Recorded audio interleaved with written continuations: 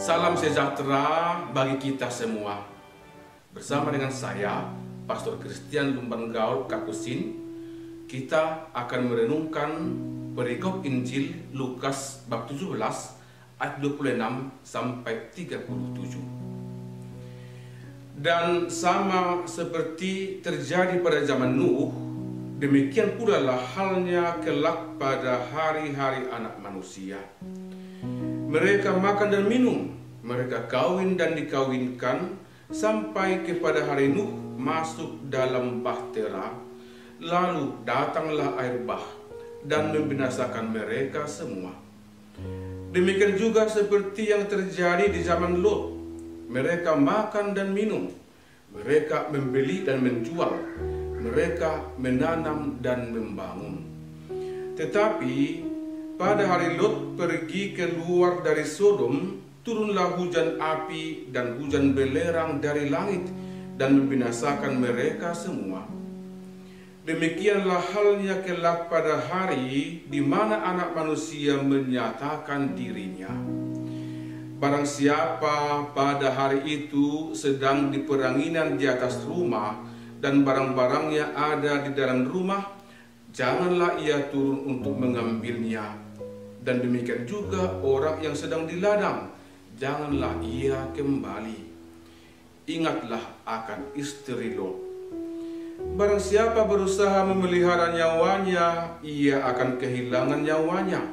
Dan barang siapa kehilangan nyawanya, ia akan menyelamatkannya.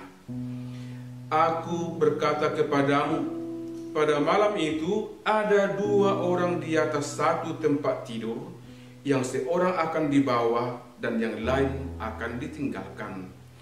Ada dua orang perempuan bersama-sama mengilang, yang seorang akan dibawa dan yang lain akan ditinggalkan. Kalau ada dua orang di ladang, yang seorang akan dibawa dan yang lain akan ditinggalkan. Kata mereka kepada Yesus, "Di mana Tuhan?"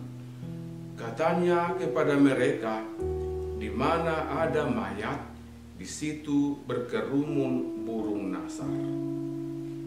Demikianlah sabda Tuhan. Saudara-saudari terkasih, perikop Injil yang disampaikan kepada kita hari ini memuat pengajaran Yesus tentang kedatangan kerajaan Allah. Warta tentang kerajaan Allah sudah cukup sering disampaikan oleh Yesus dalam pengajarannya kepada orang banyak, karena memang untuk itulah Yesus datang ke dunia ini. Harapannya adalah supaya semua orang dipersatukan kembali dalam nama Tuhan dan masuk dalam kerajaan Allah serta memperoleh keselamatan dan kehidupan seturut rencana Tuhan. Yesus datang untuk memanggil dan mengumpulkan semua orang untuk memperoleh keselamatan dalam kerajaan Allah di surga. Warta keselamatan itu ternyata tidak selalu berhasil. Beberapa kali diceritakan dalam Injil bahwa pewartaan Yesus ditolak oleh kelompok-kelompok tertentu dari orang Yahudi, bahkan sampai mengakibatkan konflik. Penolakan atau konflik itu terjadi karena beberapa kelompok tersebut tidak mau menerima warta keselamatan yang disampaikan oleh Yesus. Mereka sudah merasa nyaman dengan tradisi dan tidak mau diusik dengan pemahaman baru yang diajarkan oleh Yesus tentang keselamatan dan kerajaan Allah. Meskipun ada penolakan, misi Yesus tidak berhenti. Dia tetap melangkah maju dan tak ada yang boleh menghalangi hingga warta keselamatan itu disampaikan kepada semua orang, terwujud dan berbuah. Hal itu dapat kita lihat dari perikop Injil pada hari ini.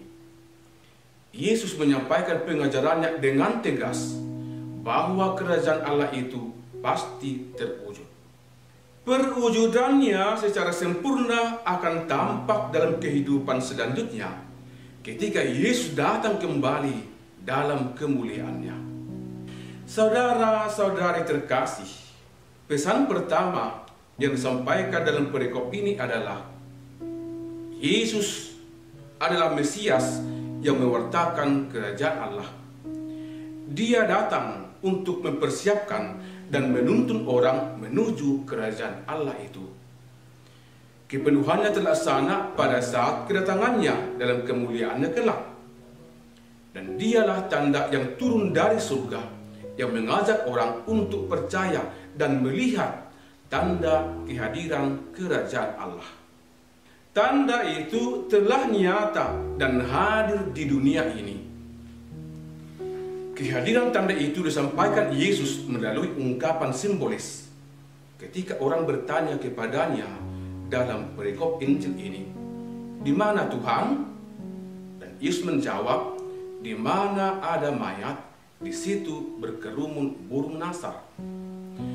Jawaban itu mengajak manusia memahami tanda-tanda kehadiran Tuhan yang datang melalui tanda, yakni dirinya sendiri, Yesus sendiri. Dan setiap orang tahu bahwa di mana ada mayat, di situ berkerumun burung nasar. Dengan simbolisasi itu, Yesus hendak menyampaikan bahwa kehadirannya adalah sebagai tanda nyata yang hadir di dunia ini untuk mengumpulkan semua orang. Di mana Yesus hadir, di situ pula orang akan berkumpul dan bersatu dengannya. Pesan selanjutnya dari perikop ini adalah agar manusia, para pendengarnya, termasuk kita semua, selalu dan terus-menerus mempersiapkan diri menyambut kedatangan Anak Manusia kelak dalam kemuliaannya. Penekanan itu dapat kita lihat dari kisah-kisah yang diangkat oleh Yesus dari peristiwa Perjanjian Lama, seperti yang terjadi dalam zaman Nuh dan zaman Lot. Pada zaman Nuh dan Lot terjadi penghukuman dari Allah karena manusia hidup seturut keinginannya dan menjauh dari Allah. Akibatnya terjadi bencana, bahkan kematian, akibat banjir yang melanda dunia dan kobaran hujan api dan belerang. Hanya orang-orang yang percaya kepada Tuhan dan berbuat baik dalam hidup akhirnya memperoleh keselamatan. Nuh dan Lot bersama keluarganya.